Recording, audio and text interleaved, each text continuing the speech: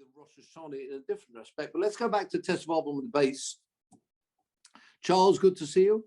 Hope you're well. Here we are. Tesvav on the base says this is the final comment on the subject of the Rosh Hashanah for vegetables. Here we're still talking about fruits. And let's pick this up. I'll say this is the final piece. It's about 3, 4, 5, 6, 9 lines down. Tana Rabbanon. Final piece, but it's interesting. Some other comments always come out of, thoughts and views on other subjects at the same time. Tana Rabbanon. Here we have it, a brisa which seems absolutely as we'd expect, especially as a finale on the subject. Elon, here we're talking about trees, if you remember. Trees, what's important about trees? Back to Tu B'Shvat. Shechontu Peiroisov. If their fruits budded, Kodem Tes Tu B'Shvat, before Tu B'Shvat, wonderful. This is the view of Beis Hillel, that we know the Rosh Hashanah for. Good to see you, Michael. Just picking up 10 lines down, Tesvav on the base. A final comment here. Elon Shechontu Peirosa before Tu B'Shvat. Mis'asel Lashon She'ovra. When you're taking your Trumas and Maisras, it is last year's crop. Yeah, as long as the budding took place before Tu B'Shvat, that's very nice. Lashon She'ovra, carry on the brisa. But if it's after Tes B'Shvat, Tu B'Shvat, there's your Tu B'Shvat. Of course, that's where it comes from, Tu B'Shvat, because of the Tesvav. If it's after Tu B'Shvat, in other words, if the budding takes place after Tu B'Shvat, that's crucial. Mis'aseh Lashon Habor, it's therefore next year's crop.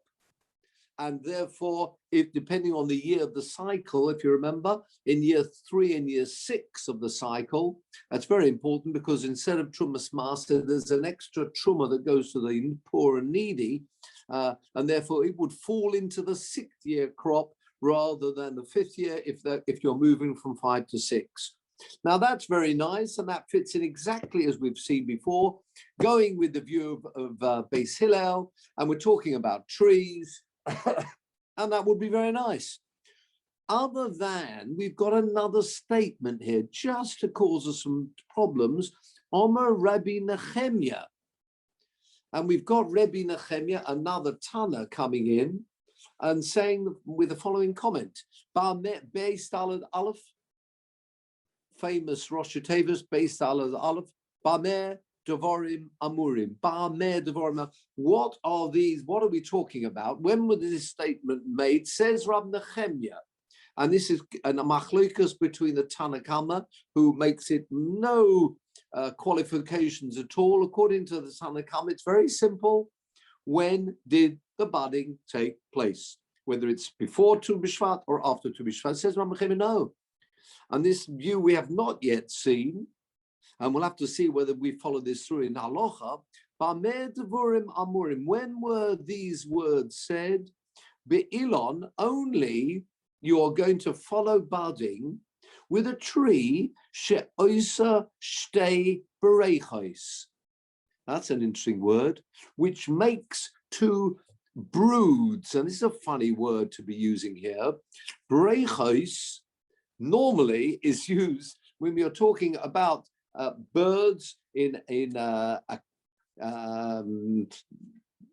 have the, if for example, imagine the birds are producing, you have a brood of birds that have been born. So he says we're talking about, and this is a very interesting word in itself, if it's a tree that makes 2 broods, and I put that in inverted commas, bashana. In other words, where you find that the fruits of this tree actually are completed at 2 separate times. They take their time, some slightly later and some slightly earlier. Then, right?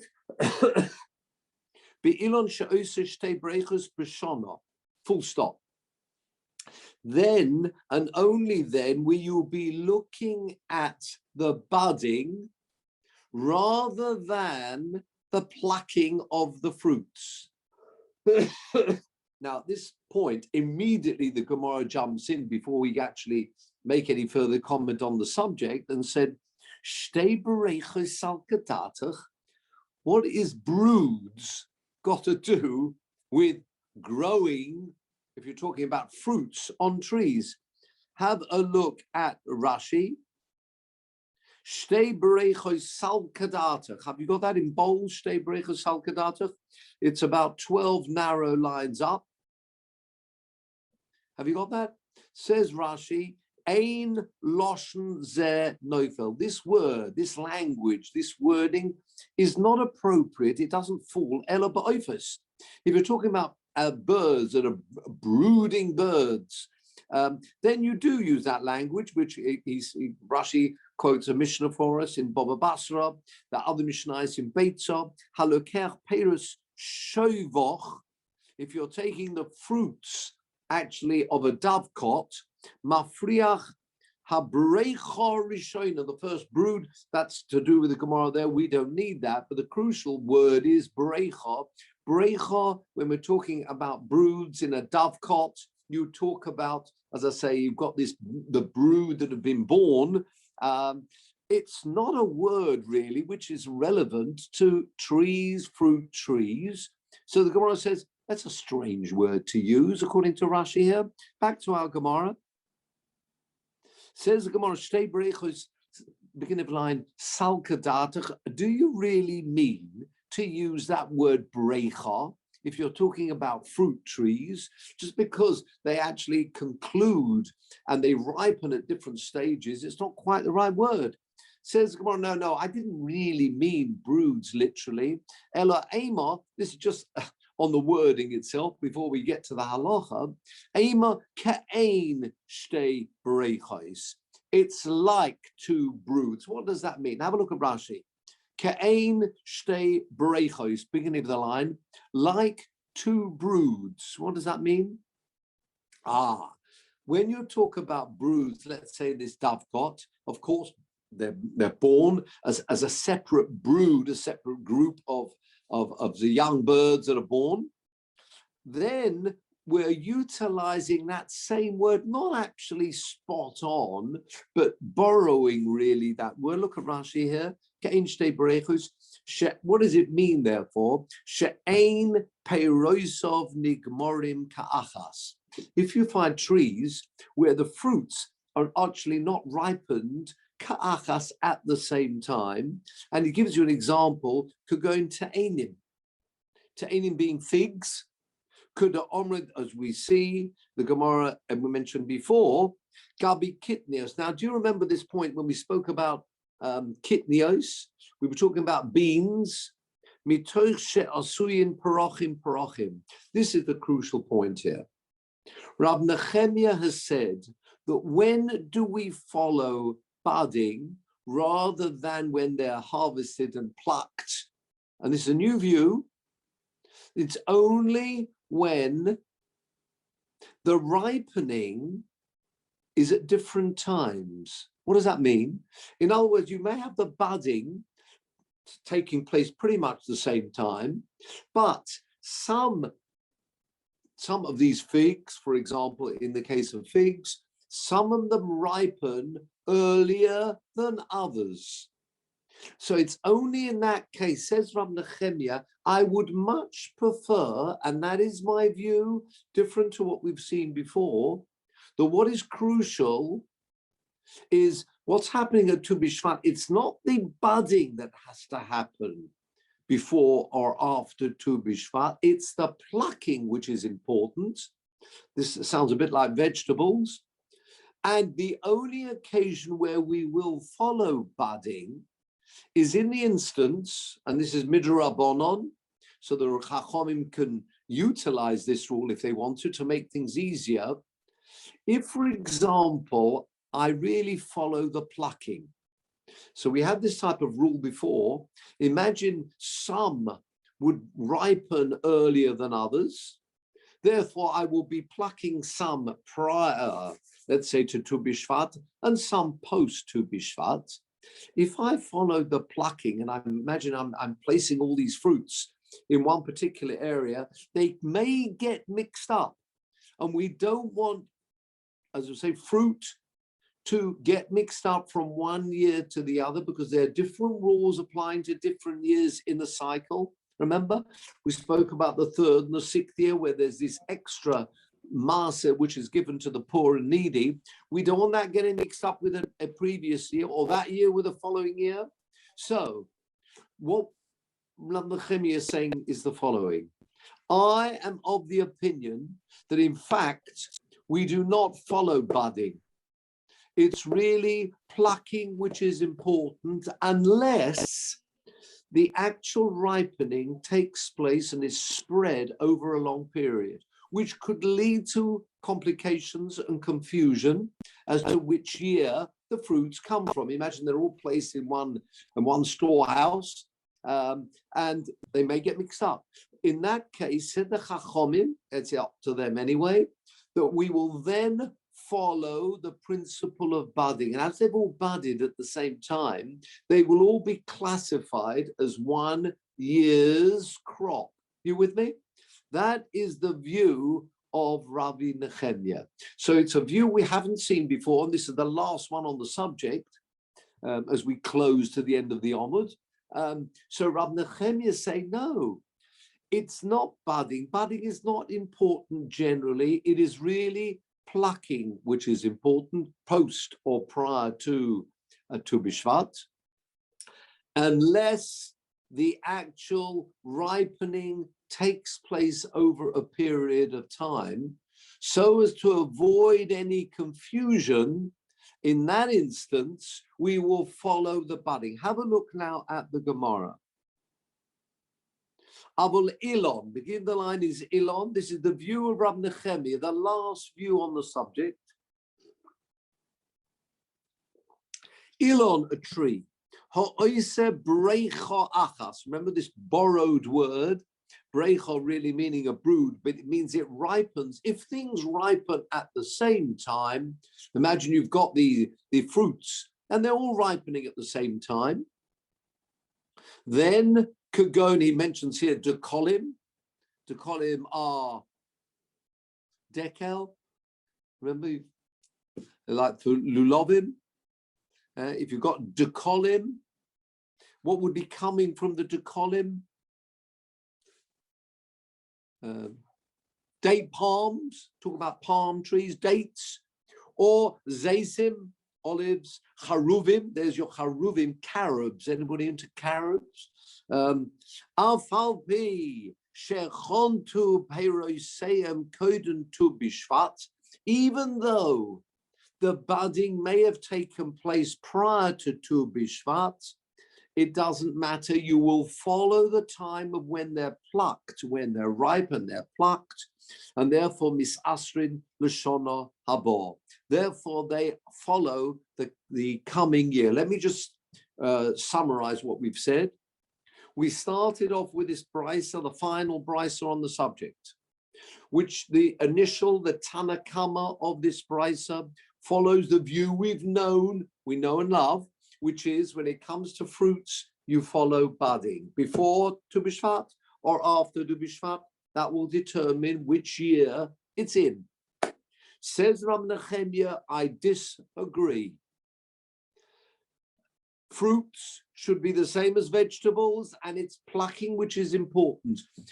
Unless there's one condition where you will go and you would follow the actual budding, and that's where the ripening and hence the plucking is spread over a period. And we had the same idea when we were talking about the beans, because they take a while. Some ripen earlier than others, so as to avoid confusion, because you'll have some which will be plucked prior to Tu B'Shvat and some after, although they all come from the same crop and they were all actually, if you're talking about the fruits, the budding took place at the same time, so people could get confused.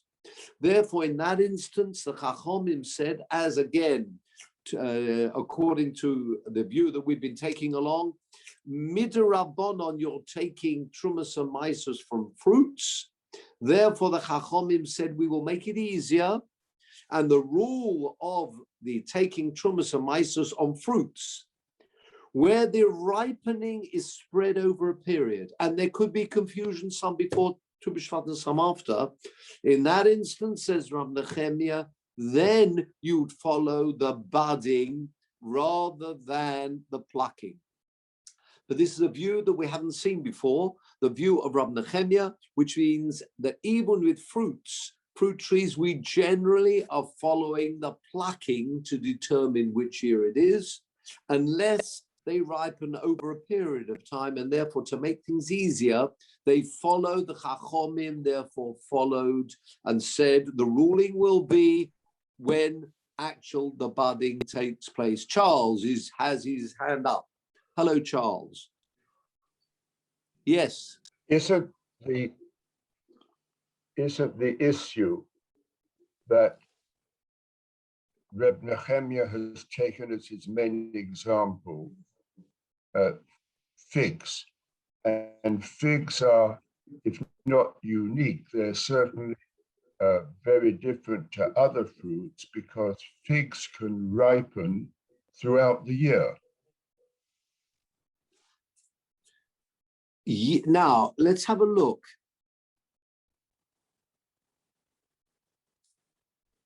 And therefore, so what do you mean? And therefore, what are you saying? Well, I'm saying that figs are different to other fruits because you know that apples, or if you like, are all going to ripen in this country in July or August. But yes, but figs, which grow in Israel, not in England, yes, can ripen and can be plucked at any time in the year. Are you saying they can be planted? What do you mean, or flower, not planted, or what? Plucked. No, right, that they can ripen on the tree and therefore can be plucked at almost any time in the year. Good point. What we're saying here, though, is we're comparing the time of the budding to the time of the ripening. And what we're saying here, there are some fruits that although they bud at the same time, pretty much, they take, it depends where on the tree, you may have your orchard of certain fruits. And that particular fruit, although they've all budded together, some will ripen earlier than others. It's not the time between, as in your example, although things may happen across the year, but as long as they've all budded at the same time, then the time gap between the budding and the ripening, if that is the same, that's not going to cause any confusion, because we will follow now when they are plucked. The issue, however, is if you have fruits which bud at the same time, imagine your orchard of this particular fruit, but they ripen depending on where in the orchard, they will ripen at different times. That could cause a problem. So I see your point, Charles. You're saying that they may be budding throughout the year, but as long as they're budding all on one particular group, let's say, is budding at the same time, and therefore they're ripening, the time between them is the same, there will not be any confusion. Once you've harvested that crop, you know it all comes from a particular group of fruits. You with me? However, if you have fruits which bud at the same time, but they're not all ready to be harvested and plucked at the same time, if you follow plucking, you then have some prior to Tu B'Shvat, some after Tu B'Shvat, and therefore, says Rab Nechemia, to avoid confusion, and do you understand the point here? If you're mixing, going across say across two Bishvats, you could end up mixing the two crops together. And therefore the Chachomim said in that instance, we will follow the budding. I don't know if that's answered your question. The crucial point is, if they bud at the same time, but they take longer to ripen, if you followed ripening, and the cutoff point would be Tu B'Shvat, those that ripen and are plucked prior to Tu B'Shvat and those afterwards are two separate years. People may easily think they are the same crop because after all they budded at the same time. So therefore the Chachomim said, okay, we will treat them as 1 year because we will look at when they budded, and as the budding took place at the same time, therefore they will be considered 1 year's crop. However, if you do have things, and we're talking, there's going to be more about these dates in a moment, because we're going to actually talk about Benos Shuach, which are white, as you see the Benos Shuach here, as we'll see in Rashi, which we're going to be discussing. Just don't want to jump in too much. These are white dates. You were talking about figs, were you, or dates? I was thinking figs. Sorry? I was thinking they're figs, but...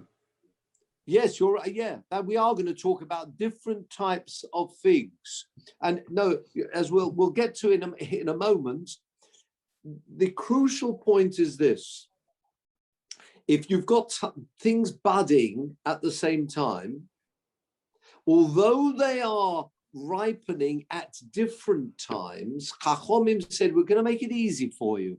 We'll follow the time when they budded, and therefore, even though you may be plucking some prior, some afterwards, to Bishvat, you can put them all together. It doesn't matter if they get mixed up because they will all be considered 1 year's crop. That you can only utilize that rule if they actually all budded at the same time. If they're budding at separate times and then ripening throughout the year, you're not going to gain anything by going according to the budding. You understand the point? If they bud at the same time, but they take different times to ripen, then to make things easier, stick to the budding, and then they're all classified as one crop. That's what he's saying.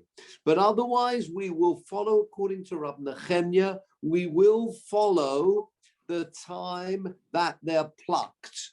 You with me? So if you can have a way of making things easier, and you do have something easier if they bud at the same time but ripen at different times, says the Chachomim, let's go back to budding then.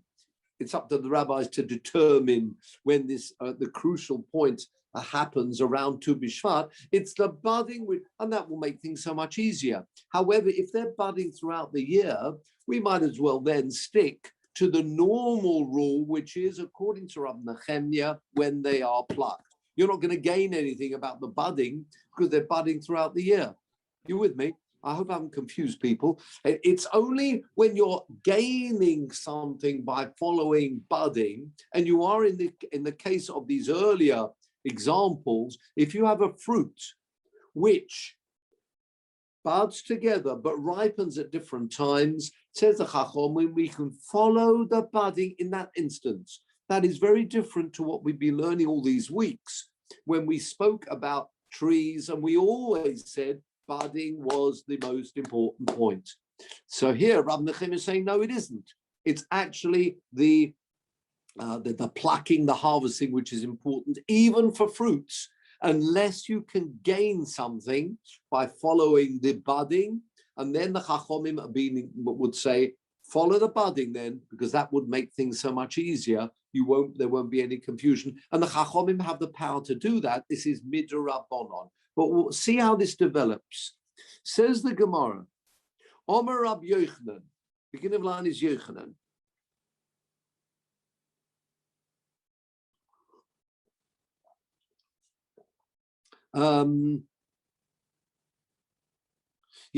Just to conclude that point, have a look at the Rashi, 5 narrow lines up.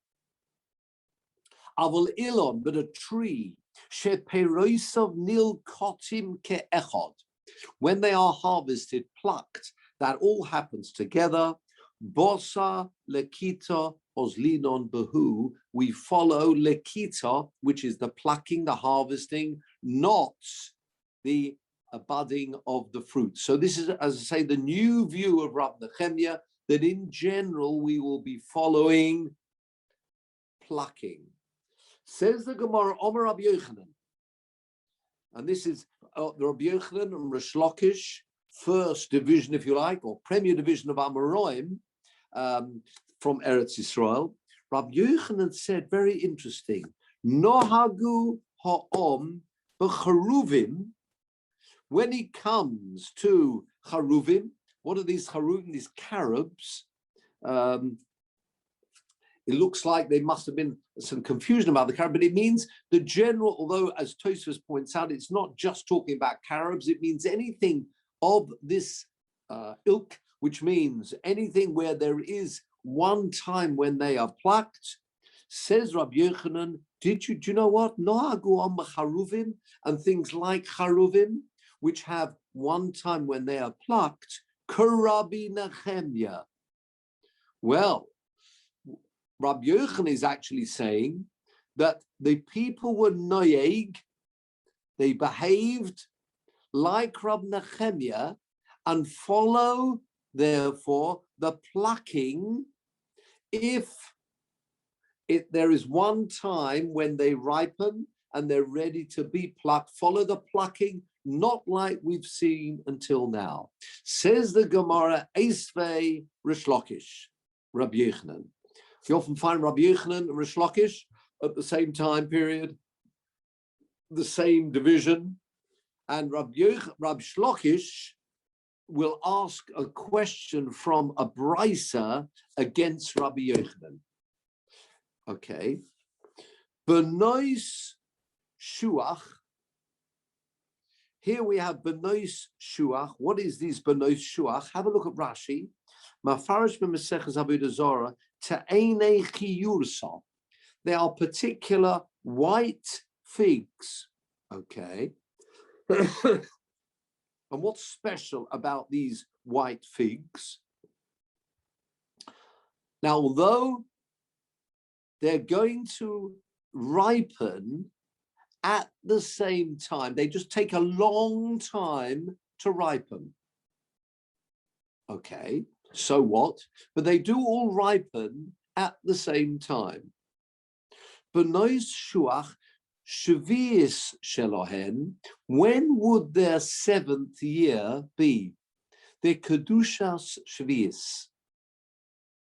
Says the Brisa, Shania.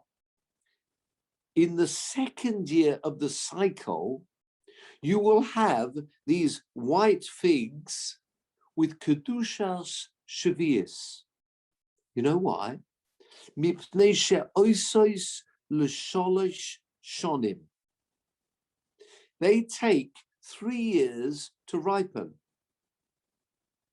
So what? So therefore, fruits which actually budded in Shemitah year, they're not quite ready to eat yet, not in Shemitah year. Of course, Shemitah year, there would be normal Kedusha, Shvius, and everything would be Hefka.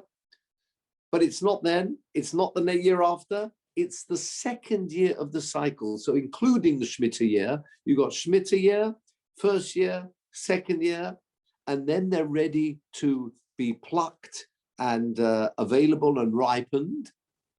Nevertheless, the Gemara says that they still have their Kedusha Shvius in year number 2 of the cycle. Have a look at Rashi. Shvius Shelohen Shenia. Shvius Shelohen, which means the Kedusha of Shvius, which will apply to these white figs. Noyeheges is applicable, applies. B'shona Shnia Shel Shemitah. In the 2nd year of the Shemitah cycle, remember there are 6 years of the Shemitah cycle, and then you have the Shemitah. So in fact, in total, you've got 7-year cycle. This will go right up to the second year, you'll be plucking these white figs, and you're plucking them. Be careful, they are still Kedush, they still have Kedusha Shvius, which means they're Hefka. Not only Hefka, you have to behave with them in the correct way, which means you can't just throw them away. They've got to be eaten and utilized. They have Kedusha Shvius. Says the Rashi, first wide line of the Rashis. Mipnei she'osos l'shalosh shonim. Because they make, or the time it takes to develop takes 3 years. Look at Rashi.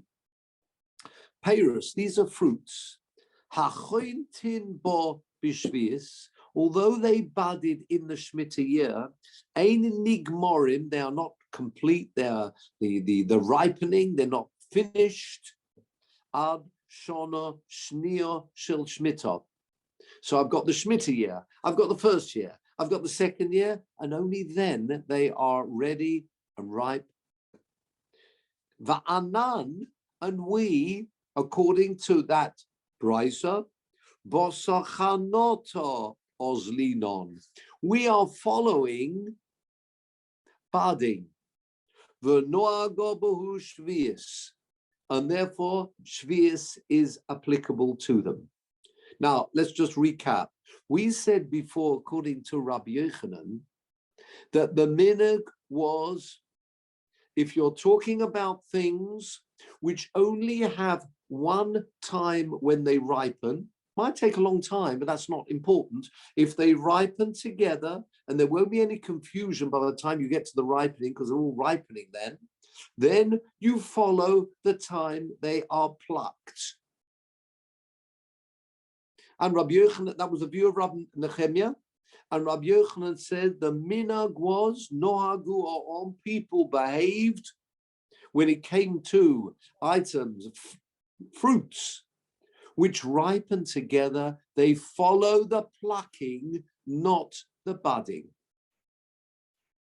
And now we find a brisa which says we follow the budding. The halacha we always thought, we knew, you follow the budding. So this is in contradiction to what Rabbi Yochanan said, or is it? That was the question. So again, gentlemen, we've got the view of Rabbi Nehemiah. Rabbi Nehemiah says fruits which ripen together, you follow plucking. Fine. We had a Tana Kama of the Brisa that said, no, you don't. You follow budding.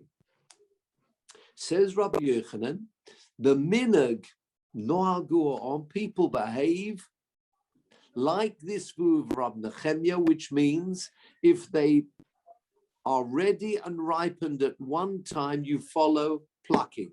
That's what the minhag was. We found a brisa which says, no, you don't. You follow the budding. That was the question Rish Lakish raised against Rabbi Yochanan. And says the Gemara, have a look here. We've got the Esvei. Beginning of the line is Shavir Shelen Shnia, Mipnei She'osa Shalosh Shonim, beginning of the line, Ishtik. And he was silent. Rabbi Yochanan did not reply to the question Rish Lakish raised against him from this brisa. Why not? Remember that there are two ways. If somebody's silent, you don't know why are they silent?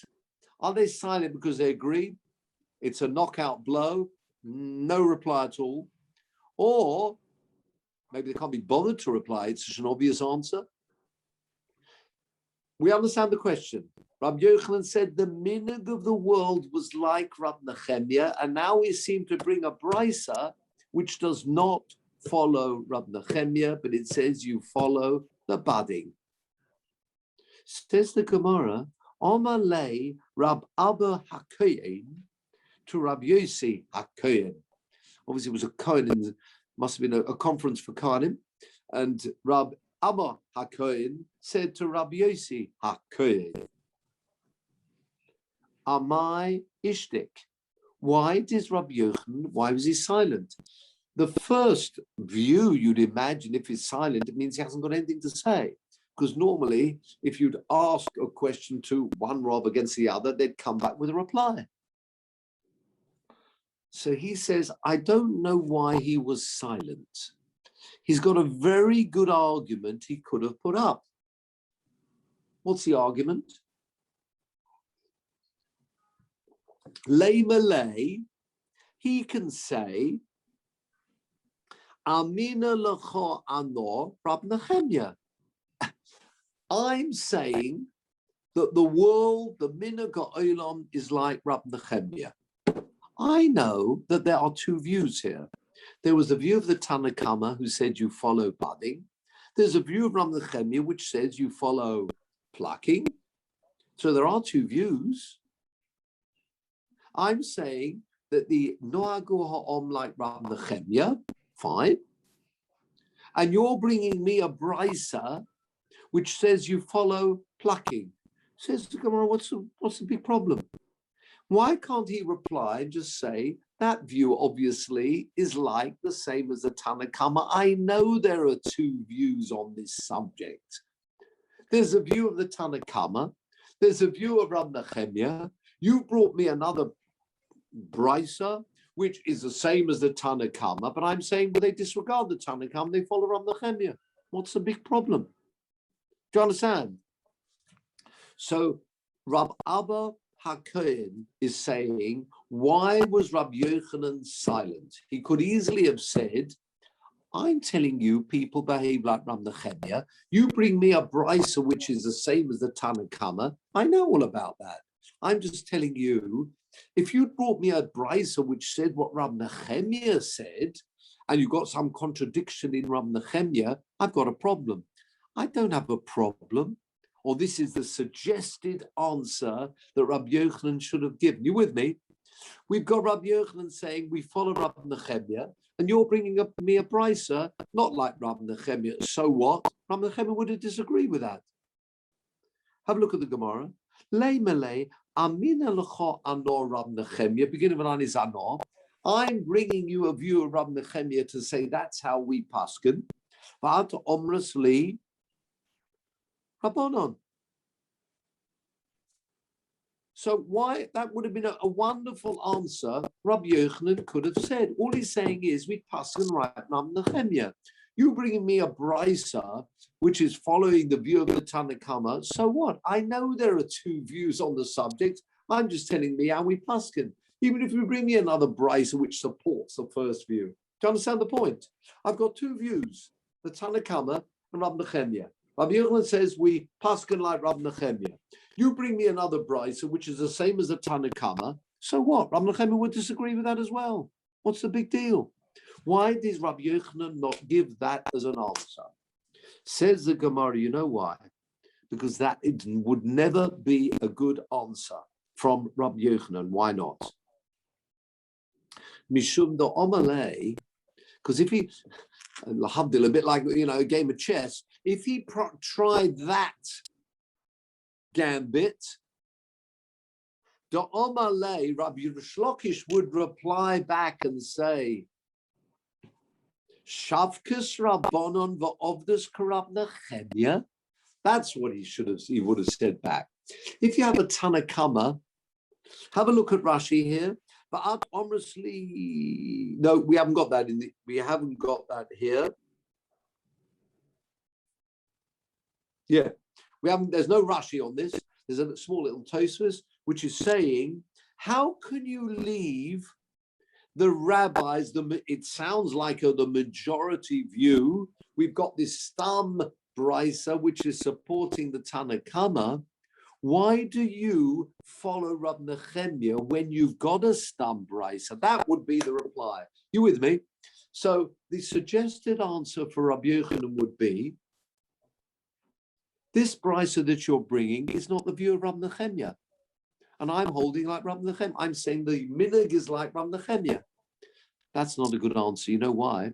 Because you'd come back to him and say, well, why are you paskining right Rab Nehemiah when you've got this brisa which seems to support the Tanna Kama? Tosfos adds an additional point. It's Rabbi Yochanan himself who says The halacha is like a stam mishnah. If you have a mishnah or a brisa which is anonymous on its own, without any argument, Rabbi Yochanan is of the opinion that would be the halacha. So do you understand the point we're making here?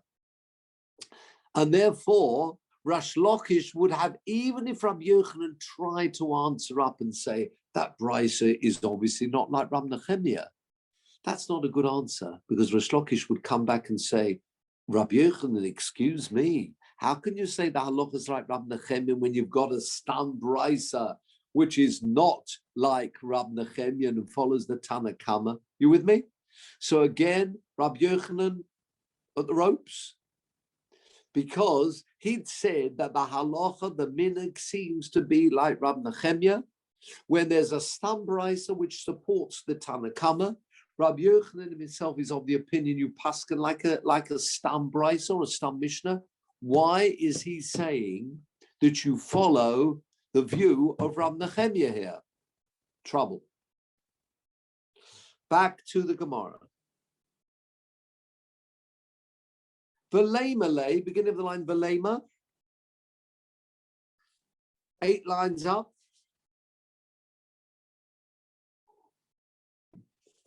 V'leimalei, why couldn't Rabbi Yochanan give it? Now we're suggesting another answer that Rabbi Yochanan might have been able to give. Okay, let's try this gambit, this style, this answer that Rabbi Yochanan maybe could have given, because he was silent, as we said. Notice my words, says Rabbi Yochanan. I'm not saying the halacha is like Rabbi Nechemiah. I said, nohagu. The world behaved like Rabbi Nechemiah. Why couldn't he have given that answer? He's only said nohagu ha'om like Rabbi Nechemiah.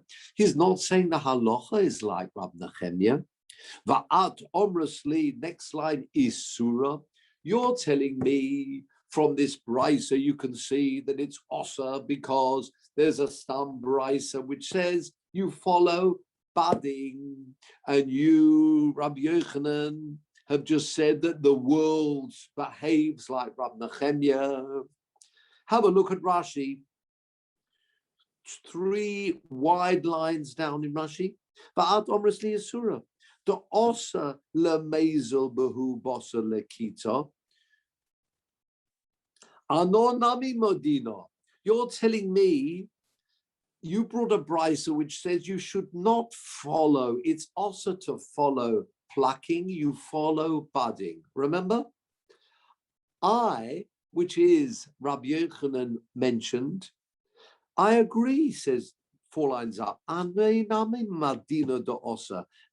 just telling you a statement of fact that nohagu ha'om, the world behaves like Rabbi Nechemiah. I'm not telling you it was right. I'm just telling you that's what they're doing.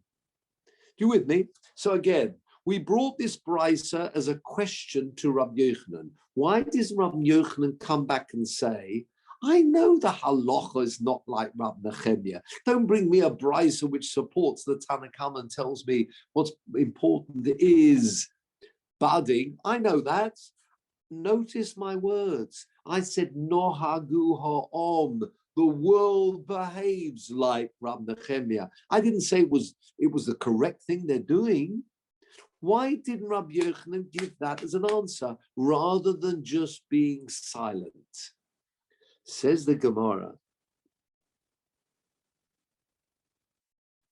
Da'omale, because if he gave that answer, Rish Lakish would reply back. And what would the reply be? B'mokam isura. If it's forbidden, and if you, Rabbi Yochanan, agreeing it's forbidden because we paskin like this other brisa, which means you follow the badim, b'mokam isura ki nohagu shafkinan le. How can you let them continue? What's this statement you, Rabbi Yochanan, said? Nohagu ha'om, the people behave like Rabbi Yochanan. Will you go and tell them what's correct? If that's what you hold, it doesn't make sense. Yeah, have a look at Rashi, 3 lines up. Shavkina le bit me on. You with me? So again, let's just remind ourselves what's going on here. Rabbi Yochanan said that the world behaves like Rav Nechemia. Says Rish Lakish, I've got a brisa which tells me the halacha is not like that. It's a stam brisa. We should be following budding. A suggested answer and reply Rabbi Yochanan could have given would be, I only said that's what the minhag of the world is like that. I'm not saying that's really the halacha. Says the Gemara, he couldn't give that answer. Why not? Because if the halacha is not like that, how can you say the minhag of the world is like that? You rabbis get out there and tell them what's correct. You can't let people behave in a way which is clearly not the halacha. You with me? So again, that would not be a good answer. He cannot say, oh, it's just the minhag of the world like that. And I agree with you with this brisa. Therefore, again, it's very clear why he kept silent, because it was a knockout blow. What does that mean? He said, Noagu ha'am like this. Rish Lakish says, it's wrong what you're doing. It's absolutely wrong because we've got a stam brisa which holds that it's budding which is important. Rabbi Yochanan doesn't have an answer. And what he really should do is he should go out and ensure that people change their behavior if it's wrong. That's why he kept silent. A minhag does become halacha after a while. Oh, it's good. A good point. Have a look. There's a bottom Tosfos here. It depends. You're a very good point. There is sometimes you do have a minhag becomes an issa. That's where the minhag itself doesn't start off because it's forbidden. Yeah. In other words, if you have just a minhag, not against any particular rule, the minhag, the world does a certain thing, which is not against the halacha, then that minhag, you're right, becomes like the halacha itself. But not when the minhag actually initially started off against the halacha, such a minhag does not apply. Yeah, and Tosfos actually picks up the loshen noagu. Have you got it? 4 lines up in Tosfos. Mashma di ovid lo mahadrino. Normally, if the word you're quite right. If you say minhag olam, you'd expect that's the way people behave, and it's fine. V'hocha, have a look at this. Is your point? Kiven de ike isura. If it would be forbidden because we found this other brisa which tells us you really should be following budding, the halacha karabonon is lon lahadure. You really should go back to these people and tell them that minhag you've started, it's wrong. And you're right. Normally, minhag, if you say noago, a minhag normally does carry through and it will actually become the halacha, but it can't. If it started against the halacha, then that would not be a minhag at all. In fact, Tosfos goes even further. We don't need to know about the case there.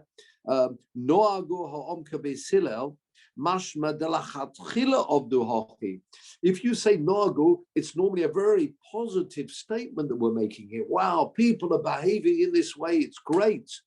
But it doesn't make sense here. How can you tell me this is the preferred route when it's in direct contradiction to halacha? That doesn't make sense. So in other words, we've got a problem here. Well, Rabbi Yochanan seems to have a problem. He came up with the comment which says noagu omkara, that really we should follow Rabbi Nechemia and follow plucking. And we seem to have knocked him out with this brisa which tells me it's absolutely wrong. And that's why maybe he kept silent. The Gemara tries one final attempt. Says the Gemara, V'leimane. Why doesn't Rabbi Yochanan come back and say, Amina l'cho ano ma'aser charuvim? I was talking about charuvim, carobs, which are derabonon. Yeah, taking trumas and ma'aser and carrot. In fact, taking from any fruit trees is also midrabanon. And do you remember the brisa we brought? Va'at omnus li shavias de oraisa. The brisa you brought is talking about Shemitah. Now, Shemitah applies to fruit trees min ha-Torah. So you've got to stick to the letter of the law. When you are talking about taking Trumas and Maasros in other years, which are not the Shemitah year, the whole concept of Trumas and Maasros for fruit trees, according to most, is only midrabanan. So therefore, that would have been a wonderful answer. You, Rish Lakish, are bringing me a brice about Shemitah, which tells me you follow budding. Why didn't Rabbi Yochanan say, yeah, that's Shemitah. I agree with you with Shemitah. I'm talking about taking normal Trumas and Maasros during the other 6 years, which is only midrabanan. And there, the Chachomim followed from Nehemiah. Don't bring me a brice about Shemitah. Elo Omar Rab Abba. Now that really is a good answer that he could have given. So the question is, why did Rabbi Yochanan not give that answer? Elo Omar Rab Abba HaKohen. Rab Abba HaKohen, who was a person who asked this question to start with against Rabbi Yochanan, why did he keep silent? This is the point. Timor Hani, what's it, from a Tamar? It's a surprise to me. Im Hishiva Rash Lakish to Shuvazu. Did Rash Lakish really give this answer? Says Gemara, sorry, I don't understand what you're talking about. What do you mean? He didn't give an answer. He was the one who raised the question. Says Gemara, what do you mean Im Hishiva? Ha-oisva. He was the one asking the question. Rab Abba, what do you mean? So now the final line of the Gemara, Ela Ema. This is the point Rab Abba was making in explaining this silence.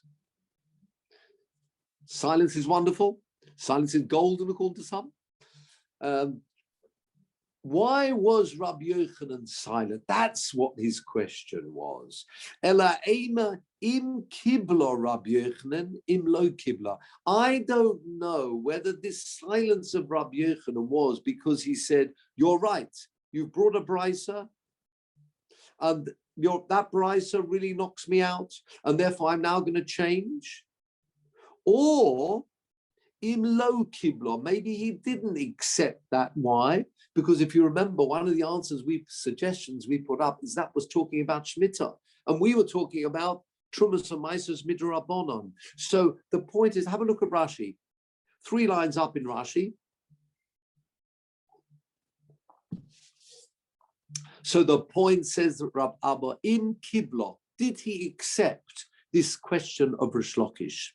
The fact that he was silent, mishum de lo yod lahoshiv, he didn't have a good answer, and therefore at the ropes he had to put up the white flag and say, you're right, it's a very good, I don't make a difference between Shemitah and other examples. You found me a brisa which I didn't know. Actually, you found me a brisa. They say the brisas weren't known by everybody.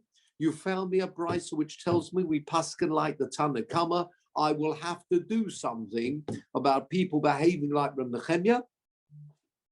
That's one option. Im lo kibla, maybe he didn't accept it, so I didn't say anything. Have a look at Rashi. The fact that he was silent, it's not that he didn't have anything to say. Mishum de lo ichpas le.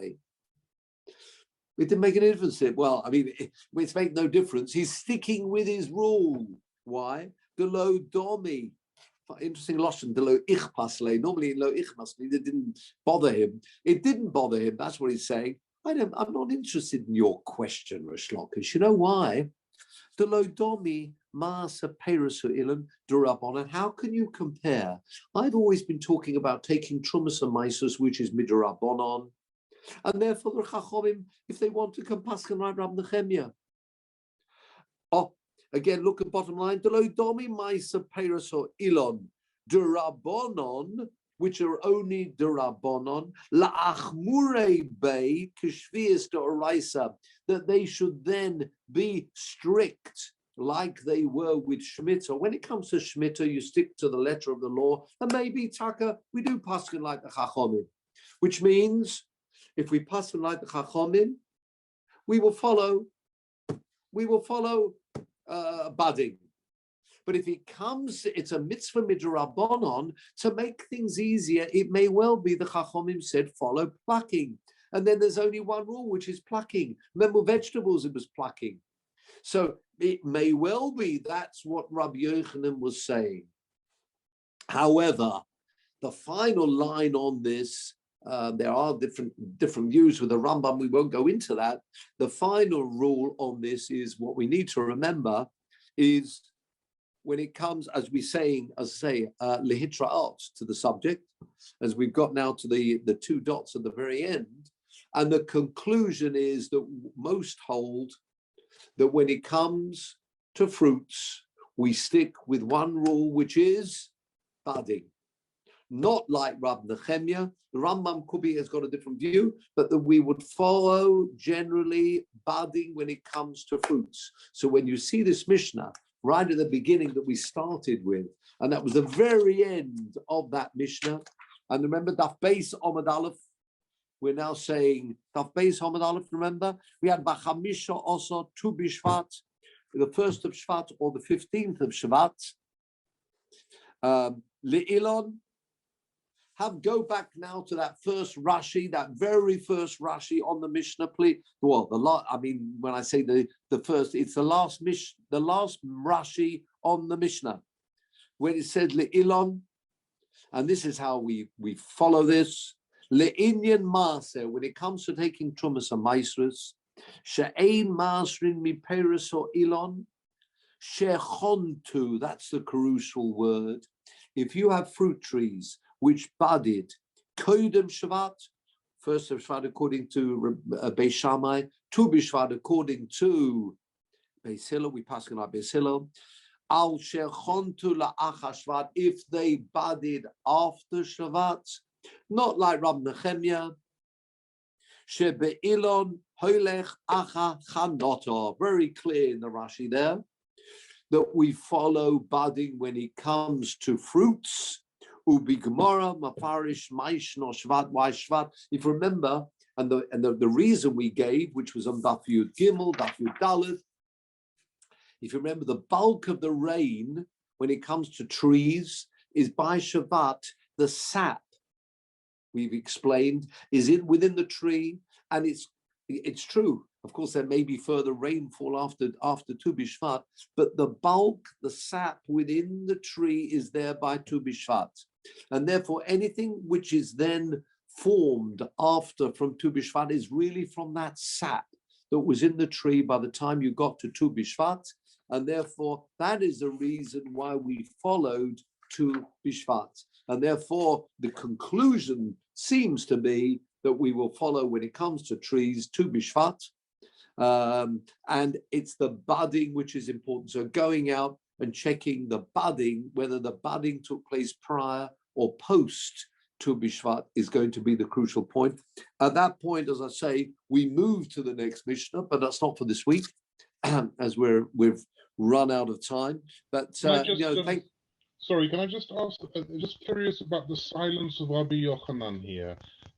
I mean, why doesn't the Gemara kind of put us out of our misery and actually report some answer for him? Because to have just been silent or just reported a silence left open this whole debate, which was I can't answer you that question. And that is exactly the question the Gemara's asked. Why was it that Rabbi Yochanan was silent? And the general view would have been he was silent because he didn't have anything to say. And the general view of certainly the way we're taking this at the end is, you're right. I didn't know about that brisa. Thank you very much, Rish Lakish, for telling me that brisa. I'm silent. The Gemara is only suggesting there is a way out, actually, because there's the difference between the brisa. But you are quite right, Sam. If that was the answer, wouldn't you have expected Rabbi Yochanan to come back and say, Rish Lakish, that's talking about Shvius, and I wasn't talking about Shvius. He doesn't say that. But we don't know. Or to concede, but to just stay silent, he could have conceded. He could have said, I agree mean, with you. That's not unknown. I mean, yeah. Yeah, although it's more likely that if there would be silence, I've got nothing to say on the subject. So I'm really, you've brought a Bryce which I don't know. I mean, what would a reply be? Thank you very much, Rish Lakish, and for correcting me. A silence, basically, and I think, not that I can go right through Shas and tell you, but normally I think a silent would be more like I've got nothing to say, rather than I've got a lot to say, but I can't be bothered. Can't you see for yourself there's a difference between the two? It sounds more like the first, and in fact, that's the way we are learning, and in halacha, it does actually follow that view, that yes, it was, but as you're quite right, because we don't know for sure, we can put up this suggestion, but then you'd have to have a reason. Why didn't he bother to say it? So you come to the other side, and then you've got your other argument. Well, he didn't actually say clearly that he's actually, the white flag was there. We don't know for sure. Why he didn't say anything, I can't tell you. And that's exactly why we have this Gemara. We have to have a conclusion. Yeah. Yeah, very good indeed. So the silent situation does arise elsewhere. We do come across silences, do we? And generally they're interpreted as standing back from standing back. Normally, I'd have to look for some examples like that. You can see the fact that we're passing. I mean, if it was, you'd expect. Sorry, if it was the case, you think they would have said. What do you mean? You would have said the more likely interpretation. They would have said, well, his silence should be interpreted as it is elsewhere in the Gemara, that if someone is silent, then it's a retraction, or it's a concession that the point is conceded. But they're not saying that. So there's obviously, no, they're not saying there that. isn't a standard practice. There isn't. No, you're right. You're right. It's a very good point. It looks like there isn't a standard. I mean, logic probably would dictate more like the former, but we don't know. We don't know. If we had a view that Rabbi Yochanan then subsequently actually says, "I'm giving in," we don't know. So it's a very good point. And I suppose it comes back to, if you don't know, we do generally have a rule of shika kahodah, which means if you're silent, you normally agree with what the person said, unless you know differently. So there is that principle, I suppose, we might use here. Shika kahodah, which is apply, a general rule across all of Shas. Shika kahodah, if you don't know differently. But here, we really don't know, that's all. And perhaps we would have expected something, we haven't got it. But so a very fascinating end to this whole, few duff that we've been learning. We end up with this a little bit of doubt going on here. But as I say, clearly, Rashi, we seem to be following the view that when it comes to fruit trees, there were a couple of other answers we gave as well. This Nagu, but you go and tell them. If it's only a minute, go and tell them. So, the bottom line seems to be, the Shika Kahodah seems to be, but we're not 100% certain, because Rabbi Yochanan's not here to explain to us himself. So with that, gentlemen, well, as I say, we move to the next Mishnah, which is great stuff. Just very quickly, Peter, if you could just put up Sefaria for a second, and we'll close with that. A beautiful Rashi on this week's Sedra. There's so many beautiful ones. There's this Sedra coming up immediately after Shavuos. Thank you very much. If we can go to this week's Sedra, so we're going now to Bamidbar. Parsha. We could do Numbers. Yeah, I'm going to chapter 6 and Pasuk 25. When we've got Birchas Kanim this week, Sedra. Yoeh Hashem ponev elecha, and look how the interesting translation here he's got here. May Hashem, of course, we know this for the old Bar Mitzvah speeches we've all heard. May Hashem shine His face upon you and be gracious unto you, is I think the words we remember from the old Bar Mitzvahs. May Hashem shine His face upon you, vichuneka, and deal graciously and be gracious to you. Interesting. Have a look if you can press the Meforshim for us. Or you might have to double click on the posuk. Right, then we got, commentary. Yeah, let's pick up Rashi.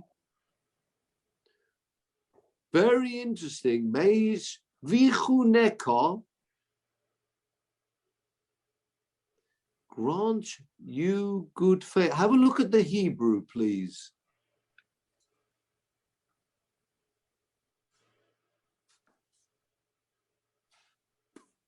Yitain lecha chen. What does that mean? Yitain lecha chen. To you. Yeah, give you. That's not the same as being gracious unto you, is it? Yitain lecha chen.